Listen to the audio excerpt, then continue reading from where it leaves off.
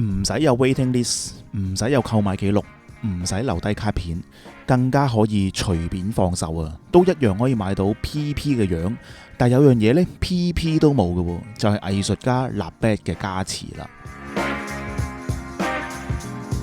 喂，雖然睇起上嚟呢好似致敬標款咁呢，但係好多標迷呢其實都一樣有支持有購買到，我自己都係當中嘅一份子，更加有機會攞到立 bad 嘅親筆簽名添。嗱，我自問都買過無數嘅手錶啦，咁但係當我喺呢個 Low Identity 暫時唯一有發售嘅 The Watch Shop 睇到一啲好齊全嘅標款。老實講，其實我一早都有留意佢哋嘅，但係一直都未有機會睇到實物。直到咁啱有個 event 呢，要去到旺角嘅 The Watch Shop 啦，先至發現到原來佢哋都有賣呢個牌子嘅。第一次睇到實物，每一隻都慢慢咁認真咁睇，最後鎖定咗呢一隻 Cupitus 5822P 嘅呢一個款式。買嘅嗰一刻呢，嗰份喜悅呢，唔知點形容俾大家聽，好唔同嘅。之前買錶咧都冇呢個感覺好耐啦。咁到底呢一隻咁奇葩嘅手錶呢，點樣俘虜咗我哋嘅錶迷嘅心態呢？咁點樣創立咗短短嘅幾年一年到添嘅一年多啲呢，已經成為大為人熟悉啦。咁今集呢，就同大家分析一下，到底你中意手錶與否呢，或者中意呢個牌子與否都好呢，都值得了解今集嘅內容啊！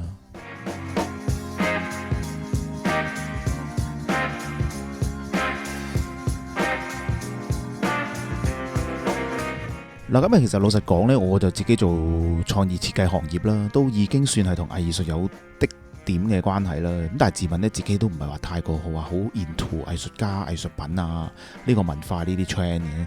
咁但係立 bad 呢，佢嘅作品實在太過有共鳴啦，好聰明咁呢，選擇咗一啲直接以我哋非常之熟悉嘅一啲錶款作為佢嘅作品。咁無論我覺得你中意佢嘅風格與否呢，都一樣會俾佢吸引咗落嚟。停一停低睇一睇，一睇再睇，俾佢嗰種玩味畫風呢，惡搞嘅風格啦，扭曲線條，其實係特登嘅。佢就係想大家睇完之後呢，會心微笑一下。咁其實就自然好快就吸引到好多唔同嘅 media 啦，以及一啲錶廠嘅一啲商機揾佢做一個合作。嗱，其實你問我個還原度呢，其實都幾高嘅。咁錶迷都唔係傻嘅，某程度上就好似感覺上好似買咗佢嘅作品一樣咁啦，但可能部分嘅錶迷亦都會心諗，咁呢個都係一個不知名嘅牌子啫，感覺好似一個低俗嘅惡搞抄襲。咁如果你都係咁樣諗嘅話呢，咁我諗你都一樣會大跌眼鏡啦。咁或多或少肯定有唔少錶迷都會覺得，好似小朋友喺度畫緊畫啫。咁你咁樣諗呢，就大錯特錯啦。立 bad 嘅冒起呢，非常之快過36000嘅振頻啊！嗰種百厭換味嘅風格呢，自然引嚟咗一樣咁百厭嘅錶嘅牌子。呢個就係 H Moser 啦。如果你唔知道 H Moser 嘅話呢，唔緊要，等我搬翻呢張圖出嚟呢，你就會明白原來 Moser 係一個好高嘅位置嘅。咁一樣佢哋都會同立 bad 合作。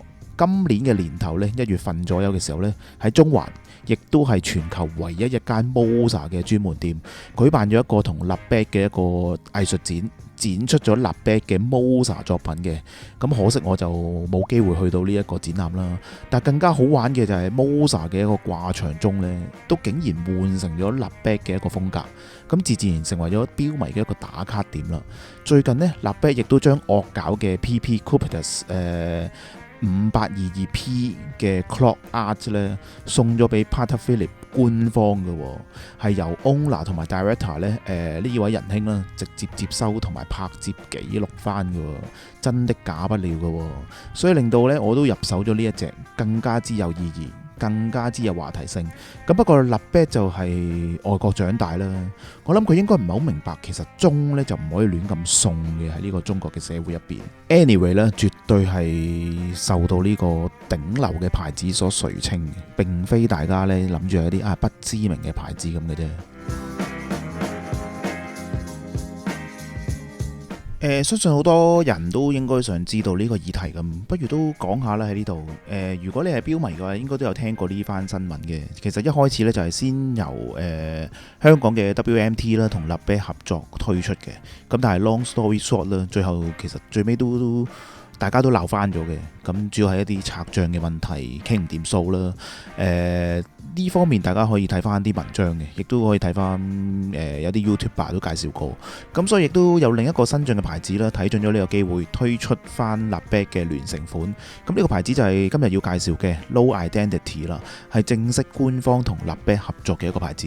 咁本身呢個牌子嘅出現呢，都係極度之玩嘢噶啦。咁啊，聞說個主腦呢，其實都係香港人嚟嘅。咁你話至於係一個呢，定係一班嘅主腦呢？咁我就無從稽考啦，亦都冇深入研究。website 上面呢，都冇太多嘅資料去講。咁所以呢，有之前嘅 WMT 風波啦，咁啊之後再出現一個有藝術家正式授權嘅牌子呢。咁我哋標迷呢，自然都一定會支持呢一個牌子嘅。咁當然呢個觀點呢，都包括小弟自己嘅。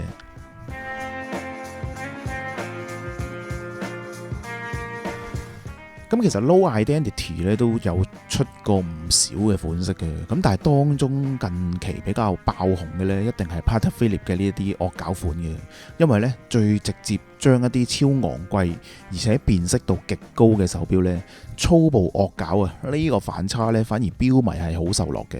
本身一隻好名貴嘅手錶呢，惡搞咗之後呢，反而有藝術家嘅味道呢，但係保留咗 PP 嘅嗰種辨識度，價錢由幾十萬啊，即刻變到呢幾千蚊嘅價位，實在太過玩嘢，太過好玩，太吸引啦！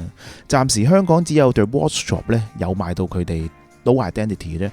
咁根據店主阿 Jason 呢，佢話翻俾我聽呢，竟然有唔少嘅客呢係帶住真嗰隻 PP 走嚟買一隻惡搞版 Low Identity 喎，真係唔係佢講，我都冇諗過會咁樣。另一類嘅錶友呢，包括自己在內呢，嗱，自問真係未有呢個財力啦，同埋呢個愛呢，去擁有一隻真嘅 PP 啦。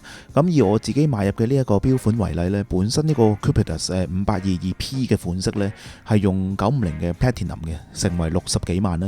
咁但係依家呢，其實4-5千蚊就有啦，可以玩到叫做有 PP 嘅感覺啦。嗱，其實呢，你從好遠咁去睇呢，就真係幾鬼似嘅，真係唔錯唔錯。希望佢遲啲都有機會將 Royal Oak 都推出埋呢，我應該都一樣會買會支持嘅。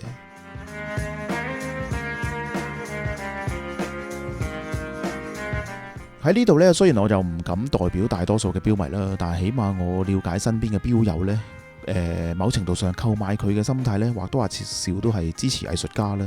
支持翻呢個咁玩嘢嘅牌子 Low Identity 啦，好多時買錶呢都係有啲似係比較下自己個眼光啦。可能你買完之後呢，呢個藝術家真係變到好似村上龍咁紅喎，咁你可能好難保證，呢啲錶可能突然間會升值10倍喎，即係當然講笑啦，但係可能有呢個可能啦。